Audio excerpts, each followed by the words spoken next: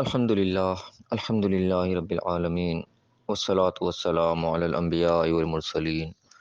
اعوذ باللہ من الشیطان الرجیم بسم اللہ الرحمن الرحیم رب اشرح لی صدری ویسر لی امری واحلل عقدۃ من لسانی یفقہوا قولی واجعل لی وزیرا من اہلی۔ محترم سامعین، السلام علیکم ورحمۃ اللہ وبرکاتہ۔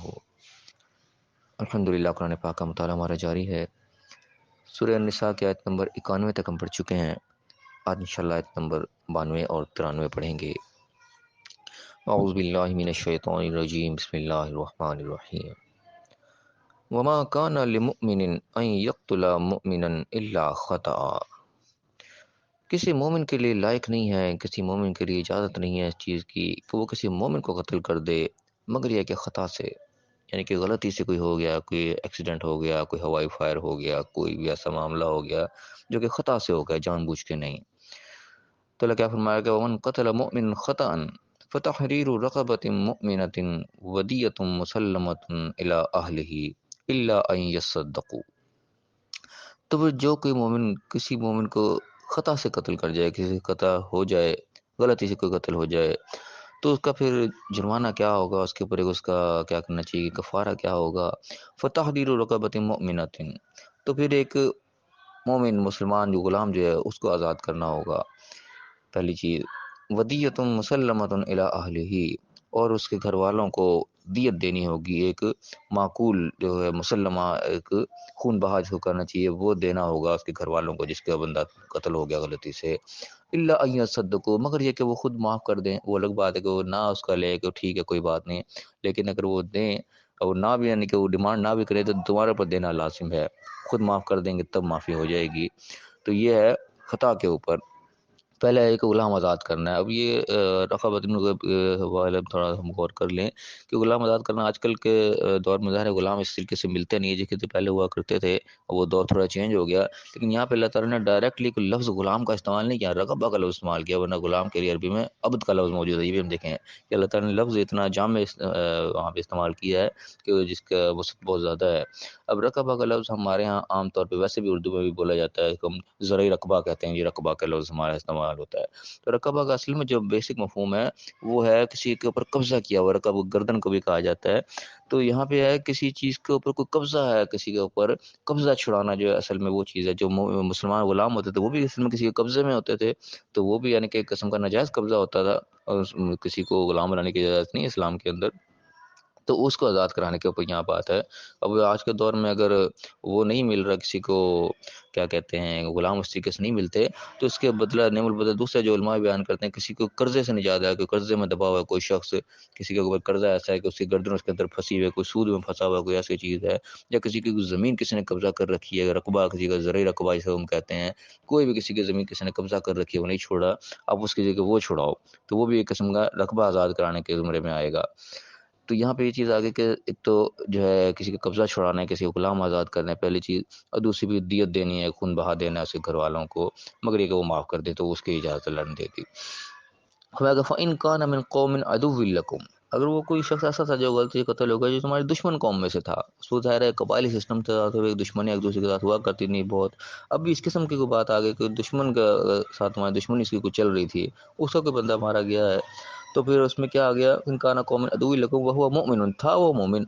فتحریر رقبۃ مؤمنۃ، تو پھر وہ ہے کہ غلام آزاد کرنا جو ہے وہ تمہارا اس کا کفارہ ہو جائے گا، اس میں یعنی کہ وہ نہیں ہوگا، دیت نہیں دی جائے گی، خون بہا نہیں دی جائے گا، کیونکہ دشمنی تھی اس قوم کے ساتھ،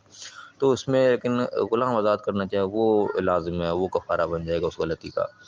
اب میں کہ وَإِنْ كَانَ مِنْ قَوْمٍ بَيْنَكُمْ وَبَيْنَهُمْ مِيثَاقٌ، اب وہ ایسی قوم میں تھا جس کے تمہارے درمیان کوئی وعدہ چل رہا تھا، کوئی میثاق تھا، کوئی عہد تھا ان کے درمیان، کوئی جنگ بندی تھی، کوئی قسم کا معاملہ تھا، تو پھر کیا آ گیا، فدیۃ مسلمۃ الی اہلہ، پھر وہی چیز آ گئی کہ خون بہا بھی دینا ہوگا اس کے گھر والوں کو، وتحریر رقبۃ مؤمنۃ، تو غلام بھی آزاد کرنا پڑے گا۔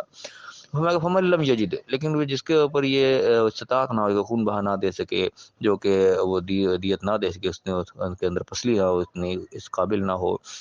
تو کیا کرے گا، فصیام شہرین متتابعین، تو 2 مہینے کے لگاتار روزے رکھے گا۔ بالکل کوئی اس کے اندر کوئی گیپ نہیں ہوگا، مسلسل 2 مہینے کے روزے اس کو رکھنے پڑیں گے۔ توبۃ من اللہ، یہ اللہ کی طرف سے ایک پھر وہ توبہ کا ایک طریقہ کار ہے کہ واپسی کہ تم نے جو غلطی کر لی اس کی معافی تمہاری بھی ہو سکتی ہے، کہ تمہارے دیت دینے کی تو حوصلہ نہیں ہے، تم اتنا نہیں دے سکتے، اتنا مال دولت نہیں ہے، تمہیں 2 ماہ کے لگاتار روزے رکھنے پڑیں گے۔ اور ہم یہ غور کر لیں کہ اللہ تعالیٰ کس چیز کے اوپر یہ جرمانہ ڈال رہا ہے، جو کہ غلطی سے ہو گیا ہے، اس میں اس کے قصور کوئی نہیں تھا، لیکن جان چلی گئی ہے کہ اللہ تعالیٰ جان کی اتنی کہنے کی قیمت ہے اللہ کے ہاں کہ اس کی ایسے معافی نہیں ہوگی، ورنہ تو بھول چوک کی ویسے معافی ہے عام طور پہ اسلام کے اندر کہ جو بھول سے خطا ہو جائے اللہ تعالیٰ معاف کر دیتا ہے، لیکن یہاں پہ یہ بھول کی خطا ہے کہ خطا اتنی بڑی ہے کہ قتل ہو گیا، ایک بندہ چلا گیا دنیا سے، قیمتی جان چلی گئی ہے، تو اس کے اللہ تعالیٰ نے ایسی معافی نہیں دی، اس کے اوپر یہ ہے کہ تم غلام آزاد کرانا پڑے گا، دیت دینی پڑے گی، اور دیت دینے کے قابل نہیں ہو تو پھر کم سے کم یہ ہے کہ غلام نہیں تمہیں آزاد کرا سکتے، وہ بھی ہے کہ غلام بھی ظاہر پیسوں سے آزاد ہوتا ہے، اس چیز کو نہیں ہو سکتا، تمہیں 2 مہینے کے تمہیں لگاتار روزے رکھنے پڑیں گے۔ اور اللہ تعالیٰ یہ توبہ کا طریقہ ہے، وقان اللہ علیم حکیم، اللہ تعالیٰ علم والا بھی اور حکمت والا بھی، یعنی کہ اللہ تعالیٰ جانتا ہے کہ اس معاملے میں کیا ہے، لیکن حکمت بھی ساتھ میں لانا رکھی، کسی کے اوپر ایسا بوجھ بھی نہیں ڈال دے کہ وہ نہیں کر سکتا، اس کی جگہ متبادل اس کا روزے بھی رکھ دی اللہ تعالیٰ نے کہ ٹھیک ہے تم غلام آزاد کرنے کے لائق نہیں ہو، اتنا مال دولت نہیں ہے کسی کا تم قبضہ چھڑا سکو، تو 2 مہینے کے لگاتار تمہیں روزے رکھنے پڑیں گے، اس میں کوئی وقفہ نہیں ہونا چاہیے۔ اب اس کے بعد دوسری بات آ گئی کہ وَمَن يَقْتُلْ مُؤْمِنًا مُتَعَمِّدًا، اور جس نے کسی مومن کو جان بوجھ کر قتل کر دیا، خطا نہیں، پورے ارادے سے جا کے قتل کر دیا کسی مومن کو، فَجَزَاؤُهُ جہنم، اس کی جزا پھر جو ہے اس کا بدلہ پھر جہنم ہے سیدھی سیدھی، خالدن فیہا، اسی کے اندر رہے گا، وغضب اللہ علیہ، اللہ کا غضب ہو گیا اس کے اوپر، وَلَعْنَهُ، اور اس کے اوپر لعنت ہوگی اللہ کی طرف سے، اللہ کی رحمت سے وہ دور ہو گیا، وَأَعَدَّ لَهُ عَذَابًا عَظِيمًا، اس کے لیے بہت بڑا اللہ نے عذاب، بہت بڑی سزا اللہ نے تیار کر رکھی ہے۔ یہاں دیکھیں کتنا سخت اللہ تعالیٰ نے فتویٰ دیا اس چیز کے اوپر، جس نے مومن کو جان بوجھ کر قتل کر دیا اس کے لیے پھر کوئی معافی کی گنجائش نہیں، کسی قسم کے اللہ نے ذرا برابر بھی کوئی لچک نہیں رکھی، سیدھی سیدھی بات، پہلے ہی فتویٰ اتنا زبردست دیا کہ فجزاؤ جہنم، سیدھا سیدھا اس کا جہنم کا فیصلہ ہے، کوئی اس کے لیے دوسری وہ جو ہے گنجائش نہیں رکھی ہے۔ اور ہم یہاں اپنے ماحول کو دیکھ لیں، اپنے لوگوں کو دیکھ لیں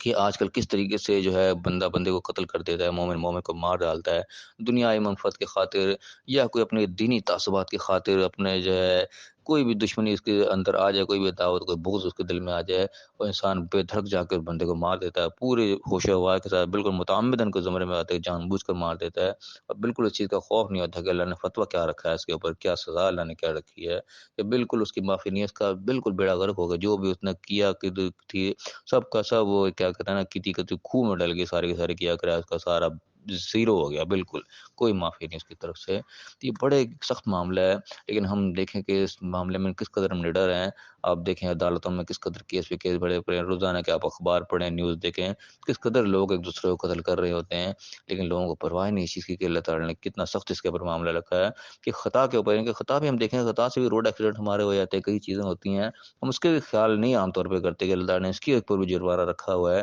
کہ تم نے کسی کا قبضہ چھڑانا ہے، اس کو وارثوں کو خون بہا دینا ہے، نہیں کر سکتے، کم از کم 2 مہینے کا لگاتار روزے رکھنے ہیں۔ ان چیزوں کے ہمارے یہاں اکثر خیال نہیں کیا جاتا ہے، روز ایکسیڈنٹ بھی روزانہ ہوتے ہیں، کئی دفعہ دیکھتے ہیں جانیں جا رہی ہوتی ہیں، لیکن لوگ اس کی کوئی پرواہ نہیں کرتے کہ اللہ تعالیٰ نے اس کے اوپر کوئی سزا رکھی ہے، کوئی جرمانہ رکھا ہے، کوئی کفارہ رکھا ہے کہ نہیں رکھا، اور ہم بس